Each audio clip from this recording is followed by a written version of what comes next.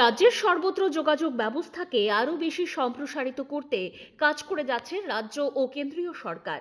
বিশেষ করে জাতীয় সড়কের কাজ দ্রুত সম্পন্ন করার জন্য সরকার কাজ চালিয়ে যাচ্ছে।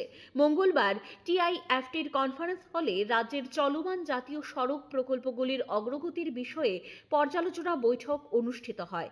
প্রস্তুতিমূলক বৈঠকে পৌরোহিত্য করেন রাজ্যের মুখ্যমন্ত্রী প্রফেসর ডক্টর মানিক সাহা।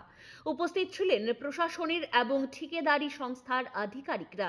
রাজ্যের সর্বত্র যোগাযোগ ব্যবস্থা জোরদার করা এবং পরিকাঠামোগত উন্নয়নকে ত্বরান্বিত করার লক্ষ্যে সময়মতো কাজ সম্পন্ন করা, কাজের ক্ষেত্রে গুণগত মান বজায় রাখা এবং বিভিন্ন দপ্তরের মধ্যে সমন্বয় নিশ্চিত করতে সংশ্লিষ্ট আধিকারিকদের সঙ্গে তিনি বিস্তারিত আলোচনা করেন।